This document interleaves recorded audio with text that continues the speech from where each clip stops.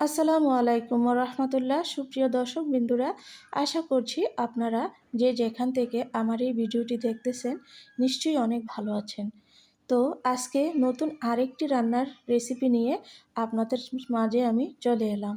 খুবই লোভনীয় স্বাদে দেশি সিমের বিচি দিয়ে রুই মাছের ঝোল। এই সিমের বিচির তরকারিটা দেখতে যেমন সুন্দর, খেতে কিন্তু তার থেকে দ্বিগুণ বেশি মজা। আপনারা বাসায় ট্রাই করে দেখবেন। এখন তো শীতের সিজন চলছে। এই সিজনের মাঝে এই সিমের বিচিগুলো পাওয়া যায়। আপনারা বাজার থেকে কিনে এনে আপনারা এভাবে রান্না করবেন। কথা না বাড়িয়ে মূল রান্নায় চলে গেলাম। তো এখানে বড় সাইজের ৫ পিস রুই মাছ নিয়েছি আমি। এই মাছগুলো দিয়ে আজকে এই সিমের বিচিগুলো রান্না করব। তার এখানে নিয়েছি প্রায় হাফ কেজি পরিমাণ সিমের বিচি। তো এগুলোকে বিচি খোসা থেকে বিচি ছাড়িয়ে সুন্দর করে ভিজিয়ে রেখেছি। তো এখন মাছের মাঝে লবণ, হলুদ, সামান্য একটু মরিচ দিয়ে ম্যারিনেট করে নেব। মাছ ভাজি করার আগে আপনারা অবশ্যই মাছগুলোকে ধুয়ে পানি ছাড়া দিয়ে রাখবেন। এতে করে মাছ ভাজতে খুবই সুবিধা হয়, কড়াইতে লেগে যায় না। তো বন্ধুরা, একটা কড়াইতে পরিমাণ মতো তেল দিয়ে এখন মাছগুলো ভেজে নেব আমি। তো এক এক করে সবগুলো মাছ দিয়ে দিচ্ছি কড়াইতে। এই পর্যায়ে চুলার আঁচটা মিডিয়ামে রেখেছি আমি। এই রান্নাটা করা হচ্ছে রাতের বেলা, এর জন্য ক্যামেরাতে তত একটা ভালো আসছে না। তো বন্ধুরা, আমার মাছ ভাজা হয়ে গেছে। মাছগুলোকে আমি একটা প্লেটে উঠিয়ে রাখলাম। মাছের কালারটা কত সুন্দর এসেছে দেখুন, অনেক সুন্দর এসেছে। তো যেই তেলে মাছগুলো ভেজেছিলাম সেই তেলের মাঝে আমি 1 কাপ পেঁয়াজ কুচি দিয়ে দিয়েছি। দিয়ে ভেজে এগুলোকে লালচে করে নেব, যাতে করে বাদামি কালার হয়ে যায় ভাজতে ভাজতে। তারপর অন্য মশলা অ্যাড করে দেব। আপনারা চাইলে পেঁয়াজ বাড়িয়েও ব্যবহার করতে পারেন, আবার কমিয়েও ব্যবহার করতে পারেন আপনাদের সাধ্য মতন। তো বন্ধুরা, পেঁয়াজগুলো ভাজা হয়ে গেছে। এখন আদা রসুন বাটা 1 টেবিল চামচ পরিমাণ দিয়ে দিলাম।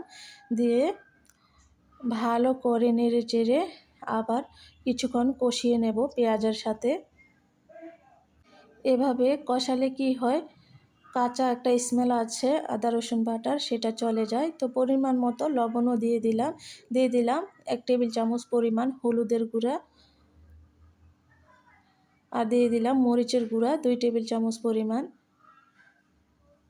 দিয়ে এখন দিলাম আবার গোলমরিচ, জিরা, ধনিয়ার গুঁড়া একসাথে আমি পাউডার করেছিলাম ব্লেন্ডারে, ওইটা দিয়ে দিলাম। এতে করে সুন্দর একটা ফ্লেভার আসে। তো বন্ধুরা, এখন নেড়ে চেড়ে আবার কিছুক্ষণ কষিয়ে নিলাম। তারপর সিমের বিচিগুলো অ্যাড করে দিলাম। সিমের বিচিগুলো দিয়ে এখন ভালো করে নেড়ে চেড়ে কিছুক্ষণ কষিয়ে নেব। সিদ্ধ হতে বেশি একটা সময় লাগবে না, কারণ এগুলো হচ্ছে আমাদের দেশি সিম, সেজন্য এই দেশি সিমের বিচি সিদ্ধ হতে সময় লাগে না। তো দিয়ে দিলাম মাঝখান থেকে ফালি করে 3-4টা কাঁচামরিচ। দিয়ে আরও কিছুক্ষণ এভাবে নেড়ে চেড়ে বিচিগুলোকে কষিয়ে নেব। তারপর গরম পানি অ্যাড করে দিলাম। দিয়ে আবার একটু নেড়ে চেড়ে দিলাম।